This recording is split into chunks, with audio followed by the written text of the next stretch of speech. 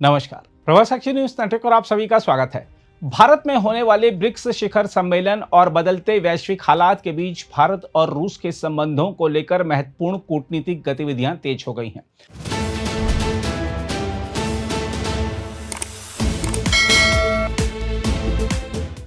माना जा रहा है कि रूस के राष्ट्रपति व्लादिमीर पुतिन के इस वर्ष सितंबर में भारत आने की प्रबल संभावना है।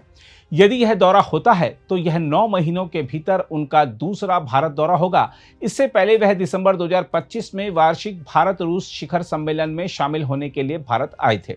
हम आपको बता दें कि भारत इस वर्ष ब्रिक्स समूह की अध्यक्षता कर रहा है और इसी क्रम में सितंबर में शिखर सम्मेलन आयोजित किया जाएगा। इस सम्मेलन में चीन के राष्ट्रपति शी जिनपिंग के भी शामिल होने की संभावना जताई जा रही है।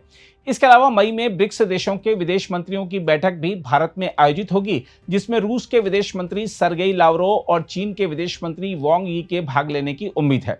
यह बैठक ऐसे समय में हो रही है जब पश्चिम एशिया में तनाव चरम पर है और भारत इस मुद्दे पर ब्रिक्स देशों के बीच एक साझा रुख बनाने की कोशिश कर रहा है। देखा जाए तो पश्चिम एशिया में जारी संघर्ष, विशेषकर अमेरिका और इजराइल के साथ ईरान के टकराव ने वैश्विक राजनीति और ऊर्जा बाजार दोनों को प्रभावित किया है।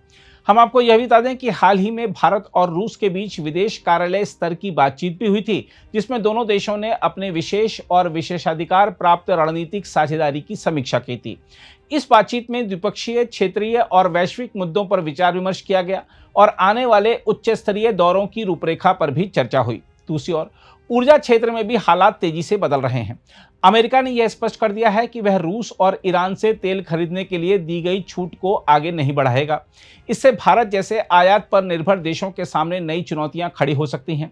पहले इस छूट के कारण भारतीय रिफाइनर सस्ते दाम पर रूसी तेल खरीद पा रहे थे, लेकिन अब आपूर्ति पर दबाव बढ़ सकता है। बताया गया है कि अस्थायी छूट के दौरान भारतीय कंपनियों ने लगभग 3 करोड़ बैरल रूसी तेल का ऑर्डर दिया था।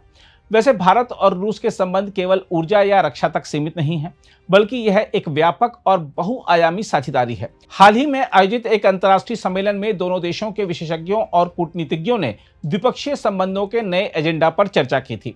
इस दौरान वैश्विक आर्थिक बदलाव, पश्चिम एशिया की स्थिति और बहुध्रुवीय विश्व व्यवस्था जैसे मुद्दे प्रमुख रहे थे। दोनों देशों ने इस बात पर जोर दिया कि उनकी मित्रता, समानता, आपसी विश्वास और पारस्परिक सम्मान पर आधारित है। भारत की स्वतंत्र विदेश नीति और राष्ट्रीय हितों को प्राथमिकता देने की नीति को रूस ने विशेष महत्व दिया है। यही कारण है कि भारत की वैश्विक स्थिति लगातार मजबूत हो रही है और उसे एक उभरती हुई महाशक्ति के रूप में देखा जा रहा है। आर्थिक सहयोग के क्षेत्र में भी दोनों देशों ने उल्लेखनीय प्रगति की है। वर्ष 2025 में द्विपक्षीय व्यापार लगभग 60 अरब डॉलर तक पहुंच गया और लक्ष्य है कि इसे 2030 तक 100 अरब डॉलर तक बढ़ाया जाए। इसके लिए परिवहन, प्रौद्योगिकी और निवेश के क्षेत्र में नए प्रयास किए जा रहे हैं। अंतर्राष्ट्रीय उत्तर दक्षिण परिवहन गलियारा और उत्तरी समुद्री मार्ग जैसे प्रकल्प इस दिशा में महत्वपूर्ण माने जा रहे हैं। इसके अलावा दोनों देश संयुक्त राष्ट्र, ब्रिक्स, शंघाई सहयोग संगठन और G20 जैसे मंचों पर भी मिलकर काम कर रहे हैं।